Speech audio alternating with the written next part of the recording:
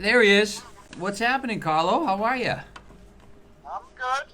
Nice, nice. So that you guys are watching, we have New York, longtime New York pro racer Carlo Coen on the phone, and friend of New England. You visited here quite a bit, quite a bit. Yes, I did.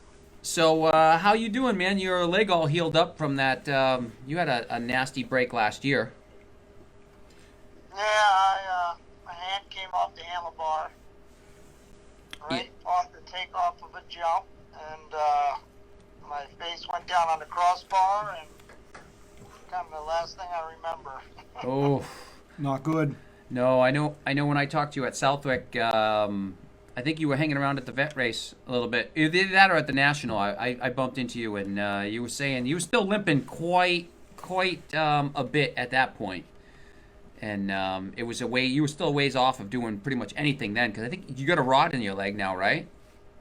Yeah, I have both the top and the bottom have rods now. Oh. Back- Wait a minute.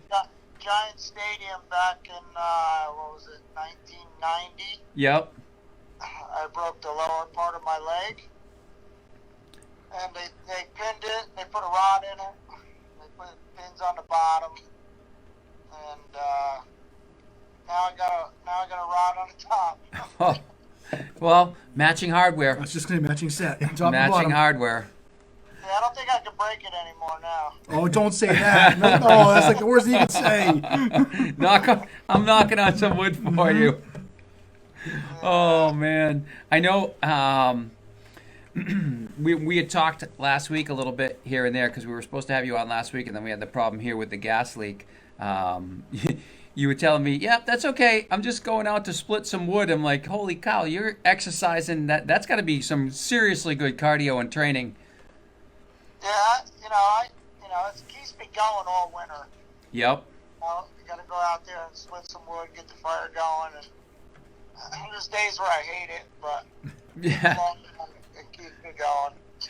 You got to get like right in the middle of it, be sweating, swearing, whatever, just working out, and just think about this is just going to make me so much better when I get to the next season and ready to go. I'm going to be that much more fit because I'm swinging this axe, keeping myself warm through the winter. See, I should have married this Maine woman because they're excellent splitting wood and stacking it. So, yeah. So It's instead more I like I can't wait till it's over. All right, so let's talk about you a little bit, and how did you get involved with motorcycles and riding and racing? I would say it was the Maroney family. Mm-hmm. I don't know if you heard. I'm sure you guys heard of Pat Maroney. Yep. Well, the Maroney shop was just across this small little bridge from my dad's shop. My dad had a auto body shop, and my cousin Steven used to work at the shop and put new bikes together. And my uncle, they used to store all the new bikes in Yep. the crate at his house. So motorcycles are kind of always around me. Yeah, absolutely. So I kind of, I don't know even how to explain it, but it's just always been there. It's one of those cool things that you just everything you think back has motorcycle in it somewhere. And what year was that, Carlo? You first got started? Was that back in the 70s? Yeah, I would say. I think I was riding a mini bike at 4, Nice. 5 years old, a little Bridge and Stratton mini bike. That's cool. And my father was actually a Motor Guzzi dealer. He sold the Motor Guzzis. He sold Benelli, Carabella, and a Panther. I don't know if you ever heard of a Panther motorcycle. I've heard of a Panther. Yeah. So I had those are the kind of bikes I had very early on. That's cool. And then I had a 1975 TM75. Mm-hmm. So in 75, I was 10 years old. That's awesome. I don't know if you've been looking at any of my posts, but I post a couple pictures. My first race was an enduro race. And if you go to my profile, you'll actually see me, my brother, and my sister. I saw that, and I saw you posted that your sister ended up winning the powder puff class. Yeah, Yeah. And you almost houred out. Well, the trail sweepers had to come and get me because I was crammed out in the mud somewhere. So my parents were like, "Where is he?" Go find him. I went into the woods and never came out. Well, that's some of that. I still never have gotten the knack for being a good woods rider or even liking the woods. I know that I don't want to take it away from anybody because that's the hardest place for me possible to ride a motorcycle, and I got to give those guys respect for the way that they go through the woods. But I'm like that, dude. Even now at this age, I go in the woods and if I make it out, I'm happy. Dodging trees. Yep. So when did you start racing? Well, I like I said, my first race was 1975. Yep. It was either 75 or 76. Yep. I might have had to bike for a season. I don't even remember. But that picture there is actually my first race. That's cool. If I can remember right. And then there was another track, Parker's Outdoor World. I think I posted a picture of that day also. I was on my TM75. Yeah. I've seen you've got a lot of pictures that it's like you've been digging through and finding and some cool stuff. And I tell you, some of the ones that really for me that I started RCing was 83 at that Supercross. Yeah, Foxborough was my first Supercross. Yep. That was also your second. Was that your first or your second pro race? If you look at the results, if you go to, the Racer X Vault thing there, where you can look at everybody's results. Yep. I think it says I raced Mount Morris, Pennsylvania, which I don't remember that, but my name is in the results. And I always thought Broome was my first national that I ever raced. Yeah. But I think it has Pennsylvania in there also. That's and cool. That date was actually before Broome. Yep. Every time I look at it, I don't even remember being there. It's called the concussions. I hate those. Yeah, exactly. The concussions. Yeah, I've had a lot of those. Well, Foxborough was cool too because you ran up front for a while during that program. Yeah, when I was younger, I was kind of like fearless. I just did my thing. Yep. As I started getting better and started getting results, the more attention I got, I had a hard time coping with it. Yeah. Kind of start choking under pressure. Yep. And, early on, I was just riding. I wasn't, You don't think about it. Yeah, I didn't even know why I was fast. I just rode a lot. Yep. And it just kind of, clicked for me.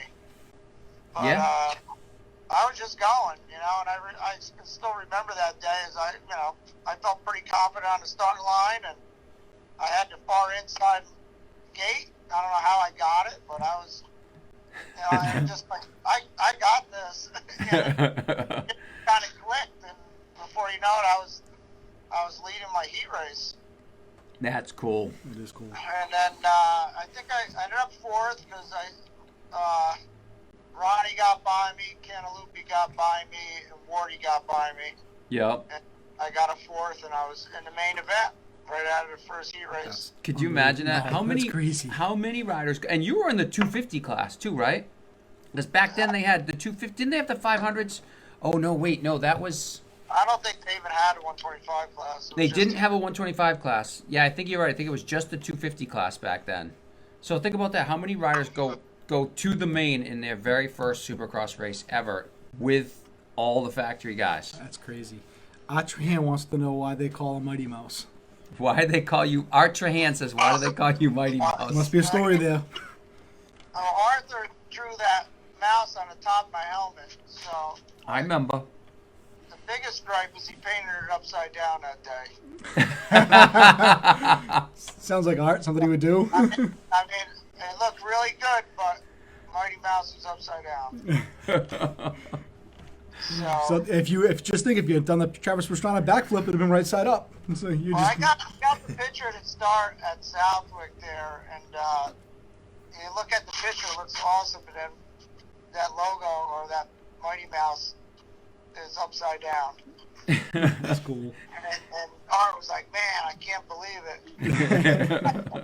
Well, it's you could just say he's going so fast. He's leading with his head. Yeah, he's hanging out for dear life. That's Yep.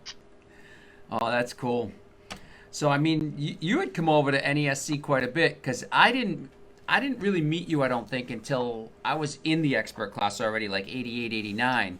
But I remember seeing you coming over to New England in the mid 80s, racing with like JoJo and some of that, and leading at the front of the couple of them. Like you said, used to come over for like the Middleboroughs and stuff, right?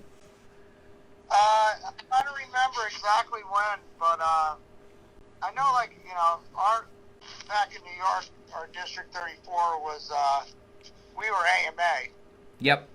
And a few riders protested me because I had a pro license. Ah. And back then there used to be a junior pro and an expert pro. Yep. And I guess there was a rule where if you had an expert pro license, you weren't eligible for local money or points. Mm-hmm. So they all got up against me and pushed it really hard, and then all of a sudden I wasn't eligible anymore. And that was kind of later too. Yeah. Back then, like when you were 24 years old, you were over the hill. Yes. You Yeah. didn't make it in motocross, and I'm young and I believe it, Yep. But I wasn't really done riding, I still wanted to race, and and now I'm like, well, now I can't even ride locals. That's crazy. actually what drove me to go to New England and race with you guys, because you guys weren't AMA sanctioned. Right. And the way that it worked with us anyway is like virtually every race, how many of the top 10 guys were either 2-digit national number holders, or they had the potential to be 2-digit national number holders depending on, what they ran that season. The New England guys? Yeah.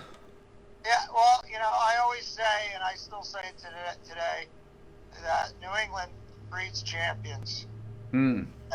And back in, when I started coming up there, we were doing 20 minutes plus 2 laps. Yep.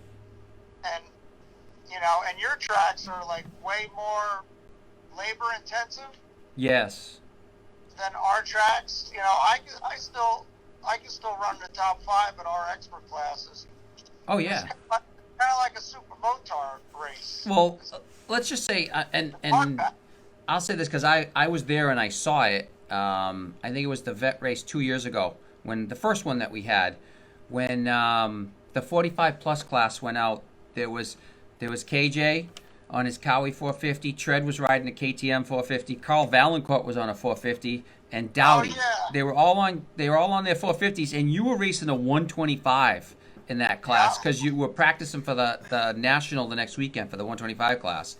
And you were ringing the balls out of that bike, and just absolutely, the 4 of them were kind of up at the front, and you were right there just closing the gap, closing the back, making no mistakes at all. And you would get a little bit closer, and then they would just like twist it a little bit and go away. But the sand was so deep, you were actually riding faster lap times than those guys were riding on their 450s. Yeah, it was easy to ride. Yeah. And I made changes for the national, and I went the wrong way. Yeah. So when I rode the national, thing didn't work half as good. And I was like, man, I should have just left it alone. Well, in all fairness, too, the bumps that form at the nationals now are like, the braking bumps are like 2 or 3 feet deep. And we were just a bunch of old guys riding the South. To us, the track was super rough, but I'm sure that compared to a regular race, it was probably like, wow, this is the smoothest this track's been in a long time. Yeah, well, every time I go to New England, it seems really labor intensive anyway. So yeah, compared to riding back home, yeah. I always try to go up there in the springtime and get my motos in. So when the races start here, Yep. I'm in shape. I can do these. That's fun. If I'm struggling up there, then it's, and if I can kind of get around halfway decent up at Southwick or Crow Hill Yep. or Chester, my tracks are easy. the harder pack tracks, and I don't know. I always kind of like that terrain, like the New York had with the dirt consistency of being tougher. I always enjoyed riding on it compared to some of the softer stuff. The sand just saps. You're right. It saps so much energy out of you. It's super labor intensive. Yeah, absolutely. I was lucky. Like down by my dad's shop, we had a big sand pit, Mm-hmm. and it had a couple big hills, and it was easy for me to, just to get on my bike and ride down over the bridge and down into the sand pit. Yep. And I would do motos at lunchtime and then come back and sand cars. Well, I think I would ride the sand during the week, and then I would race on the hardback on the weekends. the racing, it takes less out of you than the actual practicing in the sand does. Yeah. It actually hurt me for a little while because our tracks are really tight and Yep. small. So, like, when I did start racing some nationals, I wasn't used to going fast. Yeah. Because, third or fourth gear tops. But when you really got to, like, come down that start straightaway at Unadilla, Oh yeah. that's a long straightaway, And It felt like 3 straightaways. I let off and go, oh, shit, I'm still not there yet. well, back then too, the straightaway at Unadilla had that big bowl in it. So I mean, if you were on the inside of the gate, you almost started going downhill through the bottom and then back up to get to the first turn, where the guy on the very left was flat, but he had to go what seemed like twice as far to get to the first turn. Yeah, I don't know what it is, but I feel pretty confident on the starting lines. Yeah. And the farther outside I am, I think it motivates me even more. You just hold it on harder and hope you get there before the wave comes up from the middle on the inside. It's all about coming out of the gate. Yep. That's where most of it comes from. Is in order to get the start, you got to beat the guy on the left and the right of you. Yeah, We talked absolutely. about that last week about the only chance you have The only chance you have to pass beat 42 guys in one pass shot. all 40 guys in one shot is on the starting line. Yeah, that's the old saying. Yeah, we were neck and neck until the gate dropped. Well, the cool thing, I mean, for me was when I got to meet you, the experts were pretty tight. For the most part, I don't think anybody really, there was some rivalries, but nobody really hated each other. So we all got to hang out a little bit here and there and get to know different people. So you got some definitely great stories with some of the New England guys. Some of the top guys that we would know, like Randy, Pat, basically all those guys, you've gotten to mix it up and just have some fun with. Well, I like Randy. I like John. I Yep. like Doug. Definitely Pat. Yep. Me and Pat.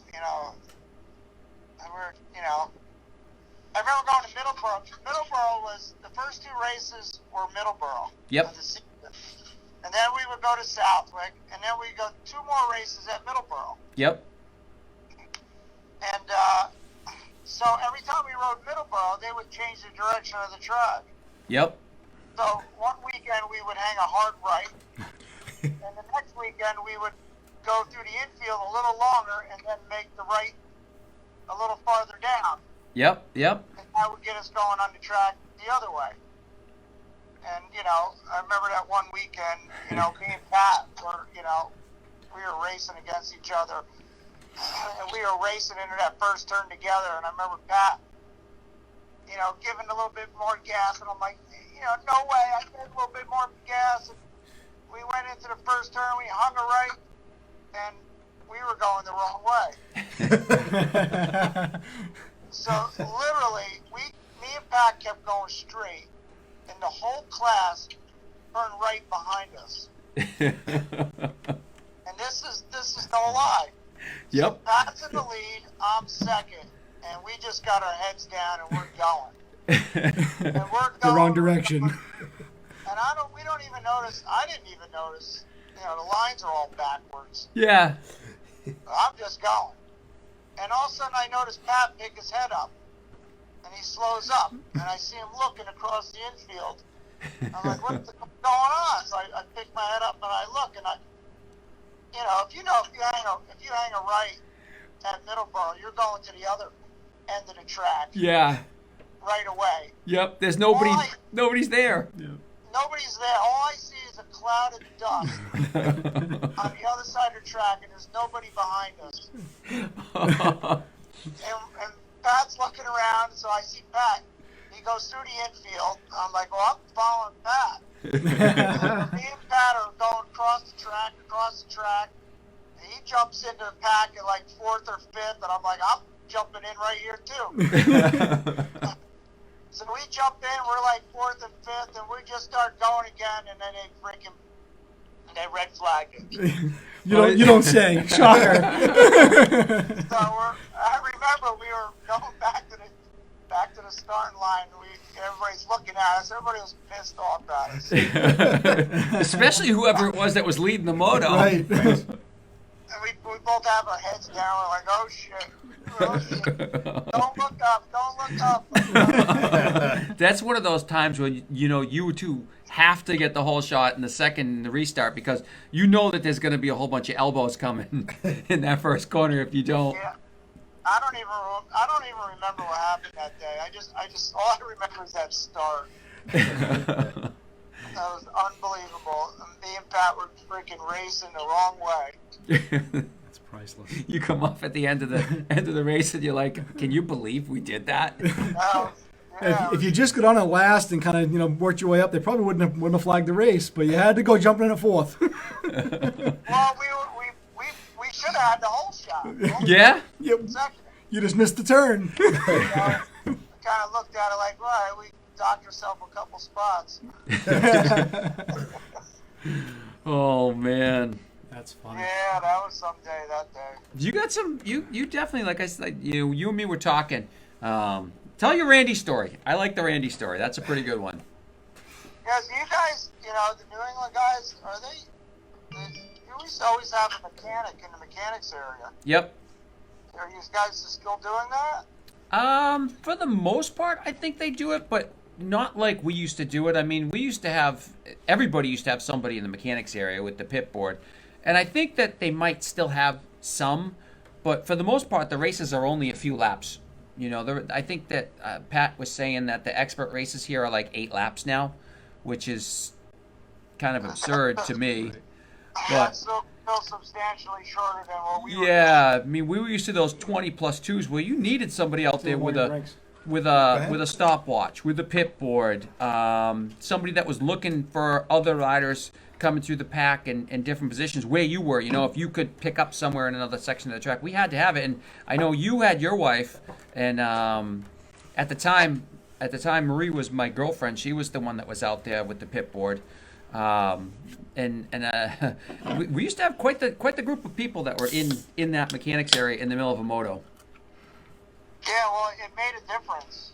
Absolutely. If you wanted to run up front and you were serious about your finishes, and all the little things matter. Oh yeah, absolutely. I mean, and you knew too, if you were having a bad race or something where you weren't trying, especially when it was your wife or your girlfriend that was out there, you knew that there was going to be some stuff written on that pit board. Or like I used to kid around and be like, yeah, if I'm having a bad motor, she'll like hold the pit board sideways like she wants to chop my head off in the middle of the race. Raph Mousesailor just posted. He said he doesn't need a mechanic. He needs a cardiac. You need a cardiologist, cardiac surgeon in the mechanics area. Yes. Yeah, oxygen tank. Yep, right. that's it. Hey, that's what we used to. We were kidding around at the vet races, saying that we needed somebody with oxygen in the mechanics area just to help us halfway through the moto. Yep. Hey, talking about that, I would always go over to the ambulance and say, hey, man, I don't feel so good. Any chance I can suck on the oxygen tank? And they go, oh, yeah, come on in. Even at our local races, because I'm older now, so I'm getting winded. Yep. So I'm in the ambulance. I got the door shut, and my friend's holding my bike in the staging area. No, oh, that's great. You come running out like Superman. And I'm like, oh, your call numbers. Open up the ambulance door. Yep. Come running out. That's when you're like, here, take the tube. Yeah, I gotta go. No, that's got to be the money shot. Who's going to be the one that puts the tank on and goes to the gate with the gate strap, the tank strapped to the gate? Who does that? That's going to happen, you know. That's funny. Well, I mean, for a little while there, I thought they were, doing that at some of the nationals, like they would take oxygen in between, and I know that certain guys had issues with dehydration and different problems, so they had to take IVs in between the races. That was way back when. I mean, now. Yeah, that's not legal. Yeah, well, now that's doping. no, Yeah. Wasn't James Stewart got nabbed on that, didn't he? Well, James Stewart was nabbed for Adderall because he Adderall, didn't that's fill right, out. Adderall, Yeah, sorry. he didn't Yep, fill out yep. his paperwork in time and get all that in. He would have been fine if he had just filled everything out, but he didn't. Probably because he forgot to take it that day. He didn't have an attention span. Yep. But so no, going back to the pit boards, you had that great story with Randy with when your wife would give you the messages as he was charging. Yeah, Randy was always really fast, and the motos were long. Toward the end of the moto, you 3 or 4 laps to go, you're just dying, and you're trying to keep a good pace and try to, just finish up where you were. Yep. And I don't know, 2 or 3 times, my wife would put on the board, Randy's coming. I was like, oh, Shit. man. Get It was begging like for the a 2 big lap sign. letdown. It's like I ain't got nothing in me. This is what I got. Just feel like a thick duck. Don't even tell me. Coming anyway. So That was the joke. Randy's coming. oh man, I don't know about you, but I always got to that point when you're in those motos and you're gassed, and you think it's further along in the moto, and you're like, the 2-lap board has to be coming out. It has to be coming out, and you're looking for the signs, but like Marie would have the board out. She'd give me the times, the plus, the minuses, whatever. And then it's like I go by and the cross flags would come out for halfway, and I'm like, you son of a bitch. Yeah. Ask Treadwell the next time. Yeah, it was at Walden's. The flagger doing the finish line flag got sick, and I had to go grab the flags. Yep. And I got confused on the laps, and I pulled up the white flag lap, and it wasn't the last lap, so I had to wave that twice. So he put the full court press on the charge. He comes around, I'm waving the white flag again, and here the middle finger over the charge. I'm like, sorry, Tread. Oh, he was pissed. Well, speaking of that, it used to be great because when you did have the stuff going down, she would get to the end of the motors and she'd have it down to a science. She'd be like, 3 laps left or 2-lap sign coming out, push now type of thing. But those times when you weren't paying attention and you missed them or something like that, and you're dead tired, and all of a sudden you come by and the white flag comes out instead of the cross flags. It's like, bonus! Oh, yeah. I am so psyched. Yeah. All I gotta do is hold on for one more lap. Yep. Yeah, well, I remember Brian Berry there, John's mechanic. Yep. He tried to hit you with his pit board as you came by. I'm like, Jesus Christ. Get out of the track. He's trying to slow me down. I'm like, holy Christ. Well, it depends. It depends if John was in front of you or if John was coming behind you. If he was behind me, he put the pit board in my face. Yep. It was ricochet off my visor. And he writes nasty shit on there to me. Oh, yeah. I'm like, So the pit board was for you, Carlo, is what you're saying. I'm looking at him like, what? What did you say? Hey, speaking of him, we were up in Maine, and Pat, me and Pat talked about, I had a really good weekend in Maine one time, and I was actually leading the 250 motos, and Brian was in the mechanics area, and he walked over to Marie, and he was all serious, and he goes, what the hell did he have for breakfast this morning? Tell him to slow down. Zebra cakes. Yeah, Zebra cakes. yeah, I ate zebra cakes. That's right, zebra cakes. That's why I keep saying to those guys, it's like, well, when I have my Wheaties, I would actually have a good race and get in with you guys once in a great while. But for the most part, I had a front row seat to the action. Casey Bates just said his dad would throw rocks at him from the mechanics area if it wasn't going fast enough. Oh, hey, And I know Casey's father; he would do that. his dad wouldn't be the first one. I think there was a lot of dads back then that would do stuff like that. Yeah, and Crazy throw George. rocks at I you know George and- for a fact. We'd beating him off the chest protector with rocks. I was lucky. My dad didn't want to go out with the pit bull when I first started racing, and didn't want to be there. He sat back. He would get to the track. He would get out of the truck, and he would just be gone and off socializing with everybody. So I was kind of lucky in that aspect. I never had people throwing stuff at me. No, no, nothing thrown at me. No. So I did get flashed once. I saw some boobs going by, so it was kind of nice. What'd you say, Carlo? Yeah, he never threw anything at me, Brian. No, he was funny. It was all fun and games. Half the time with those guys too, everybody was pretty tight, so there was a lot of fun. There was a lot of jokes and stuff going around here and there, and more than one morning, somebody camping at Southwick would wake up and their bike would be covered in some kind of stickers that didn't belong on it. I found my bike in a porta potty one morning. Oh yeah, The whole thing in the porta potty. True story. Yes, that was at Walton, as a matter of fact. Yes, woke up and I'm That's going, awesome. "Where's my bike?" And people walking around giggling. I knew it wasn't stolen. It was just a matter of where I had to find it. yeah. It's an Easter egg hunt. And it was a Honda, and I was told that's where Hondas belong. I won't comment. I know you won't. Thanks, buddy. That's Your brother a still wants to shitty ride it. story. That's right. I'll take that 500 What's that? rep. That's a shitty story. It is. It's a very shitty story. Thanks, Carlo. Yes. Oh man. So what else? Anybody else that you came across in New England that has interesting stories? Yeah, well, those, racing with Pat was always good, and Yep. I got a few motos with JoJo. Oh yeah. Yeah. What was the New England? What was it? New Hampshire track? What Loudon? was? There was Loudon that was up in New Hampshire. Bull Run was it? Bull Run was up in Maine. Yeah. That's the one. I Yep. remember JoJo showing up one day, and I remember his tires on his bike looked horrible. Mm.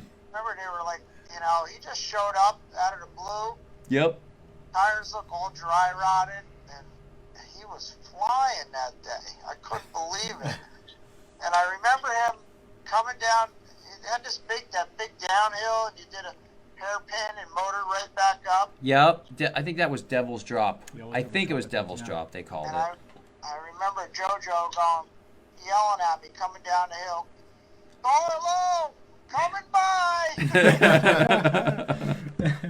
And he just drove down the inside of me and just parked me, and then took off up the hill, and all I could see is the back of JoJo. Like, holy shit! I can't believe that just happened. That dude, he could make bikes. I mean, it didn't matter if it was a brand new bike or the biggest hunk of crap in the world. He would just absolutely wring the guts out of the thing and just turn. It's like stupid fast laps. Yeah, when he was in it, man, he was in it. Yep. Even as recently as a few years ago, I saw him up in Maine, just goofing around practicing, and I had been out there doing 3 or 4 laps. I was on a YZ250 2-stroke, and I didn't know he had showed up, and I just heard this big bop coming behind me, and this dude goes flying by me with suspenders on, and I'm like, when did JoJo show up? I saw him a few years back. He was ripping motor suspenders on. Yep. Well, remember Brian Barry did that? He did like that Supercross race. Yep. It was Stafford Springs, I think. I remember racing that race, and remember I went off the track. And I got the banners caught in my wheel. Mm. And, like doing it felt like I was in a tractor pull. Like I wasn't giving up. I was trying to break this banner, and I was pulling the banners are all tied to the hay bales. Yep. And if I remember right, they had a PVC pipe that was the finish line. Yes. And I think I pulled that down too. Yeah. As I was pulling everything down, the banner went across the track tight and JoJo came around the corner and he clotheslined himself on the banner. And the bike shot out from under him and it went right under his neck. Oh, man. JoJo had this red mark on his neck. It looked bad. And then I remember that the banner broke and I was free. And I was going again. And then I didn't really even realize what happened until when I came around the next lap and JoJo was in the middle of the turn yelling at me. He was like, "You mother!" I'm like, I could see the whites of his eyes. He's like right there in the middle of the track. And I'm like, what the freak is going on? So I really didn't even know what happened at that time. And I remember the next lap I came around and there he was again. Apparently he wasn't over it. The race or his anger, or both? Yeah, he was still pissed off at me because he was like chasing me around the corner. We could call JoJo right now. Oh, no, we know. You're good. Oh, yeah, ask him. He'll remember. Oh, yeah. He remembers stuff. Even when I bump into him now and I get to talk to him, he remembers stuff that blows me away from way back when. I mean, and he remembers things from the late 70s to early 80s. I mean, he'll remember things with me, and he'd be like, "Oh, yeah, pal," and it's like, first you think, nah, he's just blowing smoke up at me, but then he's like, wait a minute, that actually that happened. It's like, how the hell does he remember that stuff? But then again, I remember another time I was winning the last chance at Anaheim. Mm-hmm. And we were both riding for Team Green. We were both riding for Cycle Sports Center. Yep. And JoJo freaking just took me out in this corner. On the last lap, I was in, and he freaking took me out.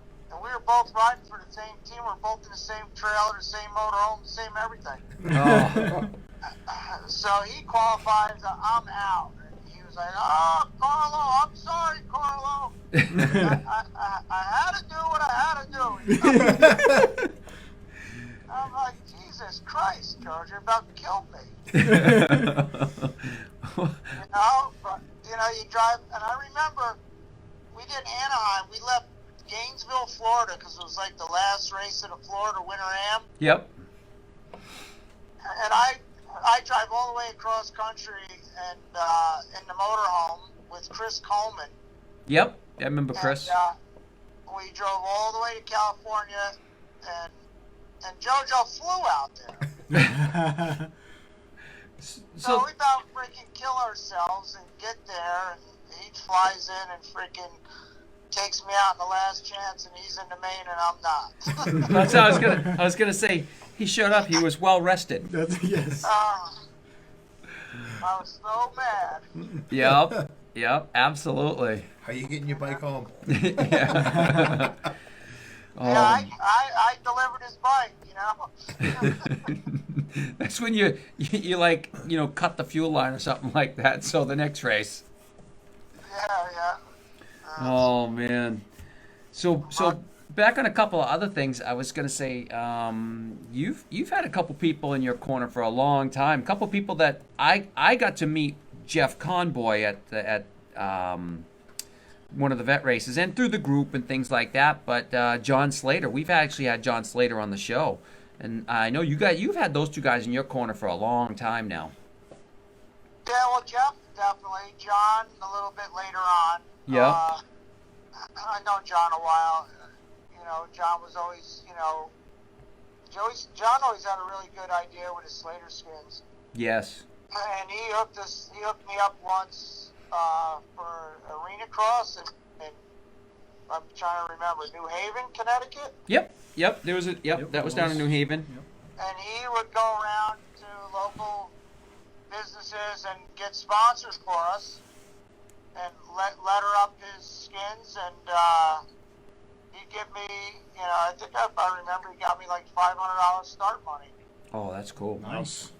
Yeah. Just to wear and just show up, and he put the skins on the bike, and it was awesome. And he's the kind of guy too that he has so much corporate knowledge and marketing knowledge, that he's the guy to go after those and get those people. I mean, some of his stuff that he had with Like Sobe Sobe Beverages and some of those other companies that he had lined up for, Pastrana and McGrath and some of the people that he would work with, Metzger. Yeah. Yep. It's amazing some of the stuff that John's got. He's definitely the guy to do it. Yeah, we had him on one of our earlier interviews. He was a hot ticket. We had some laughs with John.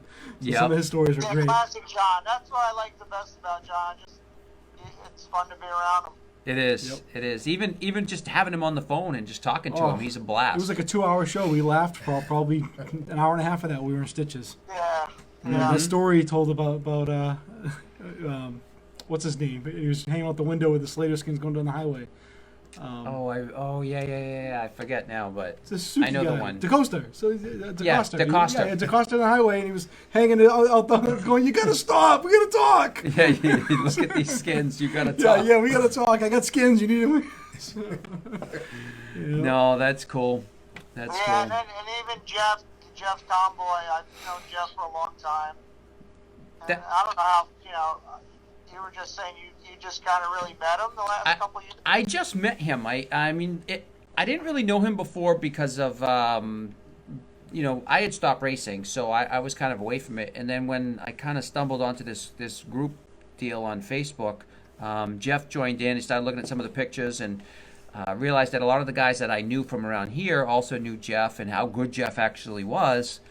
And then I actually got to meet Jeff, and it was like, wow, this is cool. I mean, he's probably one of the most down-to-earth type of guys. And then all of a sudden, you see him get on a bike, and it's just like, holy shit, did you see how fast that guy goes? Even now. Yeah, Jeff's a great guy. He's just, a good, wholesome, Yeah, he's awesome. wholesome person. We go way back, and I'm trying to remember when it was, 1980 or 80. No, maybe it was like 81 or 82. Yep. They used to have regionals back then. Yes. I'm trying to remember, like amateur regionals, and I remember, I think it was that east and the west, kind of like the Supercrosses, but it was outdoors, Right. like pro-am events that they Yep. have now. And I was following that series, and I think it was 80 or 81 or 82, I forget what year it was.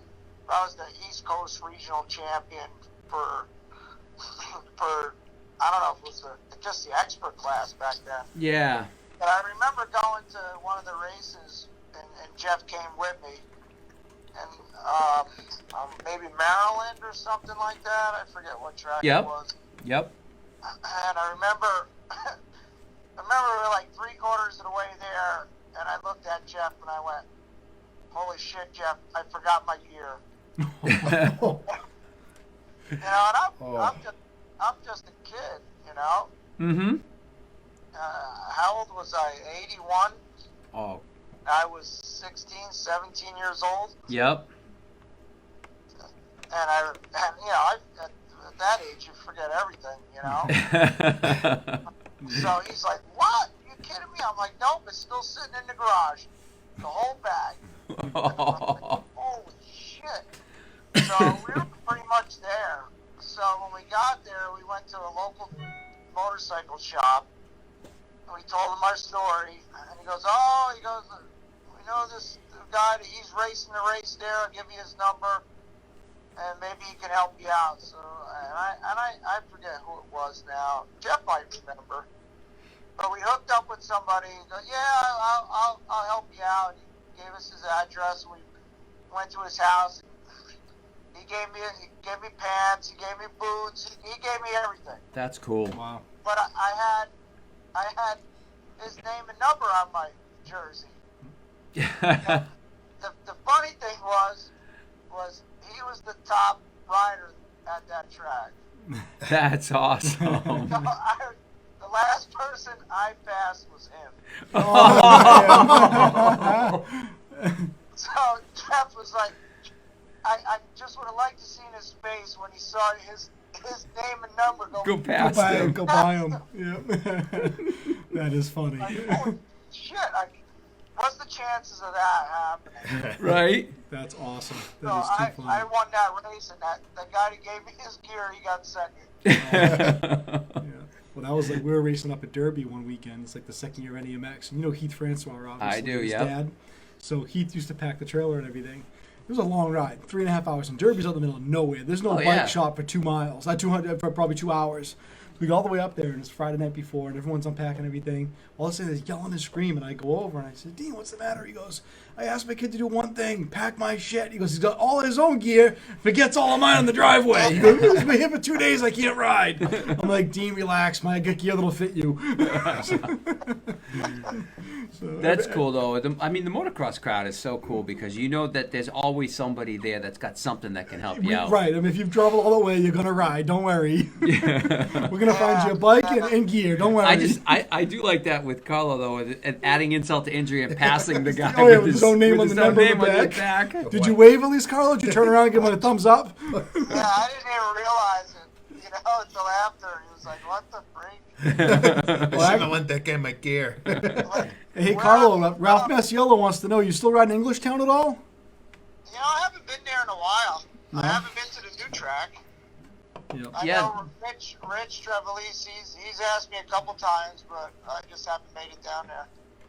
Now, they started that new track, I think, 2 or 3 years ago. About 3 years back. I think. They had something, and I had never been to Englishtown at all. I was at Field of Dreams one year, back 3 or 4 years ago, but Brian Carroll was a pro down in New Jersey, and he kept... Yeah, I know Brian well. He said, yeah, you got to go to Englishtown. You got to go to Englishtown. And then I didn't know Englishtown was going to close. But Englishtown was always awesome. I rode it once. I remember seeing pictures of, like, the Race of Champions and stuff down there with that massive, like, I don't know what it was, like a mountain in the middle. That it was almost like a step up that you just went up and up to get up and over it. Way back when. That was in the early 80s. I think they might have changed it since then, but... Yeah, Diamondback No, has stuff up like that. that was kind of like, a trademark of that place. Yeah. It was like a dragon's back, but more like a dragon's mountain. Yeah, big step up. Yep. And up and over and go down the other side. That's yeah, cool. everything about that track was really cool. It was really, professionally maintained. Mm-hmm. The jumps were really shaped really good, Yep. Some of the bigger jumps than what we were used to back home. Yep. Not many rocks. The dirt was really good. Very professionally run. I can say just from the couple of times that I did get down and I rode Field of Dreams and a couple other tracks further away from New England, that New England it is labor intensive to come here and race. But I'll tell you what, there's no jumps in New England that are anything like the jumps as soon as you get away from New England. I mean, the jumps at some of these tracks are just like, holy cow, this is what jumps are built like. Yeah, Hickory Hill out in New York, I rode that track once, and they had probably had to be 80-foot double there. It's like third gear wide open. Yeah. Yeah, the jumps are big. Yeah, New England doesn't. I mean, we got a couple of jumps. Even now, there's a couple of jumps kicking around. Winchester's got a big one, and of course, things like Jolly when it used to have the Intimidator, but it's not the same as when you get out of this area and you got jumps. Yeah, but tracks are also smoother too. We have rough tracks here. That's very it. very down. When you get the bigger jumps, that's freeway like. When we had Pat less on, route smoother. We had Pat on too, and Pat hit the nail on the head a couple of weeks ago when we were talking to him, and he said, "For us, you go to Bull Run up in Maine, and that's hard pack Right. for us." For us. But Yeah, to the rest, I heard him saying that. Yeah, you don't know what hardback is. right? The rest of the country, that is not hard No, pack. it's- That's loam with some sand mixed in. Hard Yeah, pack is yeah. Blue Groove in California. Yeah, ours is like a hard, slimy, like an old freaking swamp you slide into the pond. Yep. Yeah, very slippery, and you learn to ride the edges. Yes. Like it starts to rain, Yeah. you gotta change all your lines up. Yep. You stay the hell away from the middle of the track when it starts to rain, because that's where everybody goes, and it's slick and slimy. Yeah, you gotta ride the edges right away. Yep.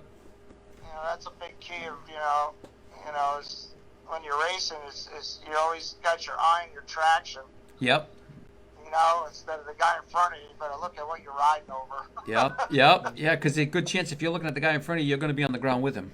Yeah, and you got to know when to tread lightly and Mm-hmm. when not to touch the front brake. Or don't touch the front brake here. Yep. On the ground. Wait till you get to the other side, and wait till you get some, some loam. That's, it's basically the roost. Yeah. And that's where you turn. Well, that's like that. I mean, the roost too at some of the tracks outside of here. Binghamton, holy crap! The roost at Binghamton was just absolutely brutal. Eagle Bridge, they used to have like shale, and it would you come off the track, it'd be stuck in your chest protector. You'd be cut to ribbons. It was unbelievable. Yeah, New York. That's normal from New York. Yeah. You Yeah. come home with all welts all over your body. Yep. Oh yeah, it's like you went 3 rounds of Tyson. You're like, how the hell? And it's funny because you don't notice it until you get your gear off. Right. Yeah. You're right. Yeah. You just, your adrenaline's going and you're just going. So Carlo, if you had to pick like your favorite track in, let's say, just New England, what would it be? I would say Southwick. Southwick. What about D34, New York area? I would say right now it's probably Holiday Mountain. And what was it back in the day? Probably Walden. You Okay. know, I grew Good up pick, there. me too. I like Walden. Yep. It's not the same. I can tell you that much. Yeah. It used to be a little bit more open. Yeah. Nowadays, even back then, you have a lot of riders that are kind of, new to the sport. Mm-hmm. And there's all levels of motorcycle enthusiasts out there. And if you get the opportunity to get on a bulldozer now, you can build a jump. Yeah. So I'm going to change this section. I'm going to build a jump here. And, and you push up a lot of dirt and you make a ramp and you make another ramp to land on. And the race is, tomorrow. Yeah. Nobody's really tested it out. And it's got this huge takeoff and like 2-foot down ramp way out there. And that's kind of how, some of the tracks are around here, Yep. You don't have that professional track builder that knows how to, the right takeoff angle and the right down ramp angle. Yeah. I mean, that's an art in itself. Right. I mean, that's the one thing we have that is a blessing is most of the tracks are groomed by old pros. Yeah, Old pros. Yep. Yes. That's so huge. they know what they're doing. Actually, I think the majority of the tracks are like that around here. Yep. And I'm all for. I rather see more of the labor-intensive tracks, that get rough and you got to get a workout. Right. That's really important early on. The big tracks, the tracks with the big jumps and the big gaps. I think they should be all filled in. You can still get the sensation of flying Right. real far. Gradual step ups or step downs or Yep. tabletops, but I don't see any reason to have the center cut out. Raf Masiello wants us to ask you, what's at Diamondback now? I haven't been out there in over 20 years. Wow. That's Diamondback closed up the one that was at the one in Modena there. Yep. That's gone. The Ace track is gone. The only one in that town is left is Walden. Oh, wow. But my brother Johnny, he ran the Diamondback track, and he actually opened up another track in East Durham, New York. And he actually got the town actually wanted it there. And so just to find an area where the track gives you the town gives you approval is a challenge in itself. Yeah. Surprising the track. And Yeah, then- exactly. Once and he's leasing the property. He doesn't own the property. But he went through through some trouble with the neighbors. He had two neighbors that one worked for the DEC, the other one was a lawyer, and they didn't want the track. Yeah. So there was, and my brother's lawyer, who is a motocross racer, he was like, this ain't our fight, Yep. But the landlord, he fought it and won. Nice. But they had to do this whole site plan approval, which costed a whole lot more money than just going in there and building your track and having at it. Yeah. But the landlord went ahead and did it, invested a bunch of money in it, and it took like another year or two before it actually happened. And at that point, my brother was kind of over it. Because you get the wind taken out of your sails enough that it's just kind of like, you know what, next. So, but he signed a lease with him. I think it was a 10-year lease. And Jamie Slaughter's running it. Nice. So he's like, Jamie, if you want to run it, I'll hold the lease. And it's like an hour and 20 minutes north of us. Yeah. So it's kind of a tough gig to travel all the way up there and spend a lot of time on a piece of property that's not really yours. Yeah, very true. Very true. But they did. My brother, he spent some time up there, and they got it going, and they got the starting gate up there. They built, fence, and they built a water pond. They dug a pond, and Jamie's pretty much been running it. Yeah. But that's, I don't know if you guys know what it is to run a racetrack. I grew up around it. It's My brother's track, in the Walden track. I was a member there since I was 13 years old. Yep. And people don't realize how much work goes into just getting the track ready for the day. Absolutely. The amount of time you put on a piece of equipment, the amount of earth that you move with your bulldozer, you could have dug like 5 home foundations and made a killing for the amount of money you didn't make. Yeah. Grooming that track all day. And all you need is, in order to have a good weekend, you need at least 300 entries. Yes. I know that also. 300 entries you break even. So, I know Jamie struggled a few years. You get one rain day, you're in a loss. Right. You get now you get a good day, you break even. So you got all this work into.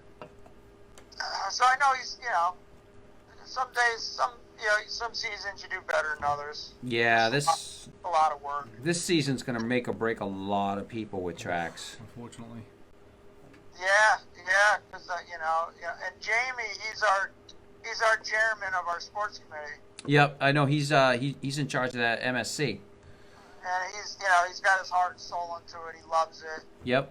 and he's got his foot in everything. He's trying to make the MSC better. He's trying to bring. We got Walden back because the Walden left our series, so we got all the tracks back together. And he got the schedule all figured out. You can get your MSC card online now. Right. Try to modernize everything. And then this whole pandemic thing came out. Yeah. Yep. I know. And Kind of put the brakes on everything. and his first race is supposed to be May 25th at Southwick. That's the first Ace race. Now the Ace Club is still functioning. It is, okay.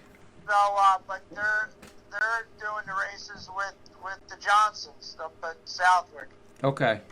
So they got 2 dates up there, and that's supposed to be the 24th weekend. 24th, 25th, something like that, I think. That's Sunday. But Yeah. I'm not sure if that's a go. I don't know, with the state of Mass and the way that things are going right now.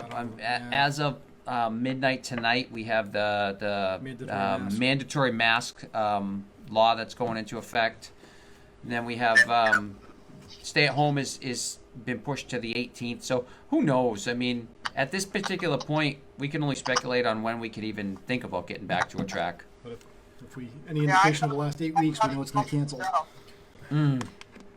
I don't think it is, though. I think, I actually told, because I know Tom Baker over at Milford, and I have my school that same weekend. Yep. And it's supposed to be on Saturday, and then Friday night they have their club race. And Friday night, then my school on Saturday, and then I was going to drive to Southwick and do the Ace race at Southwick on Sunday. Yeah.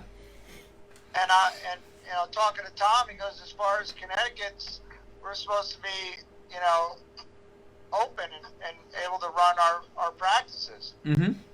So he goes, I'm pretty sure that surrounding states like Mass should be good to go. Yeah. So I remember I got off the phone with Tom because he was just confirming that, you're still ready to do your school. And I'm like, yeah, I'm ready. Right. If it's a go, I'm a go. So he goes, all right, as as far as I can tell, it's a go. So I'm going to start promoting it. Mm-hmm. Like, awesome. And he goes, and then A should be the first race, and he actually knew more than I knew. And I'm like, well, I got to call Jamie. Yeah, yeah.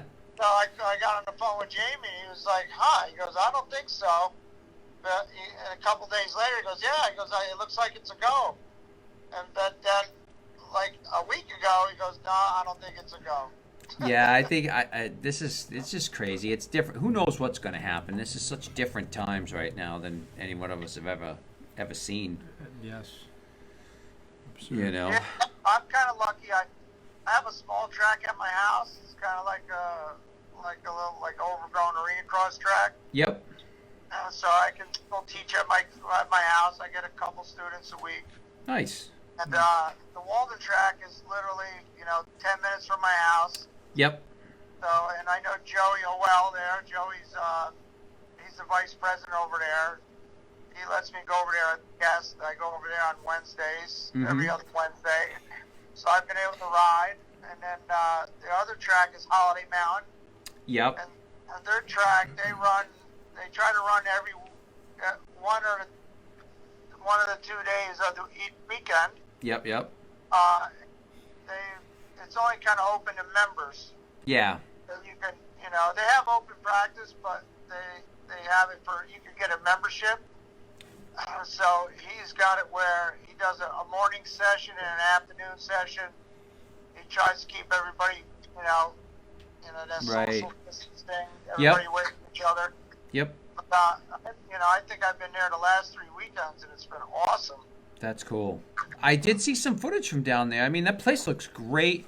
I know he's messaged me about the possibility of coming down, and I just haven't had weekends, and I haven't really been on my bike that much.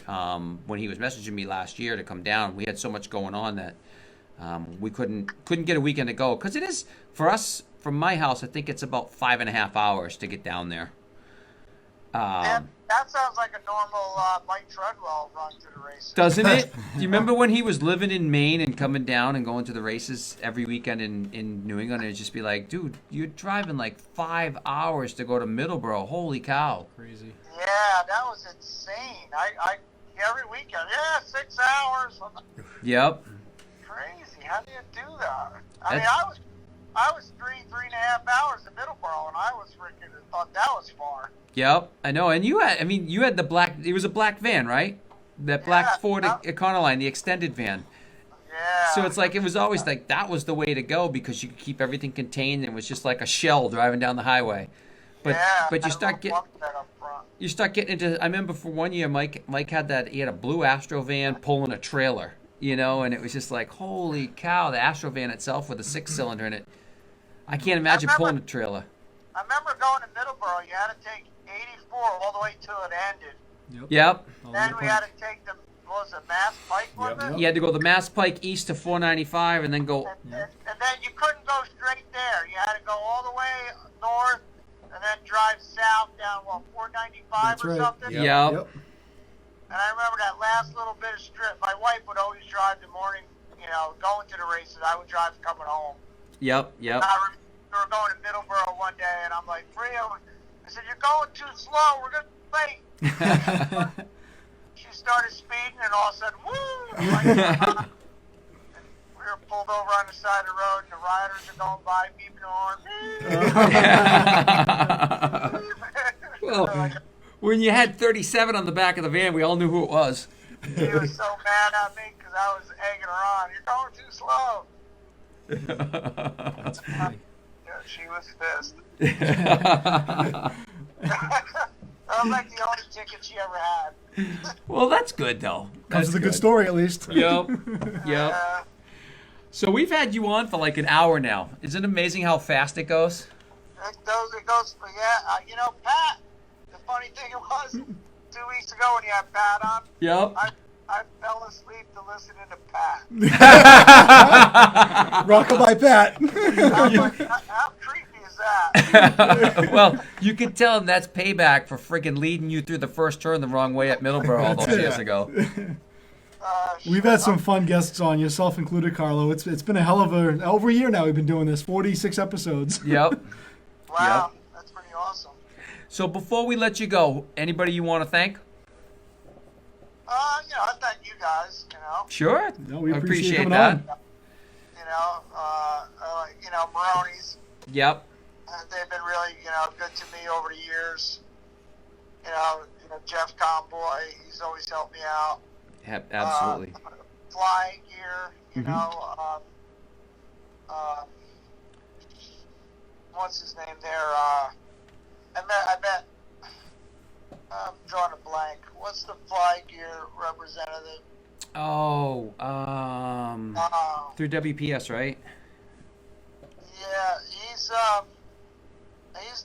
main guy there. I feel bad that I forgot his name. I'm kind of. Fast Frank was his father.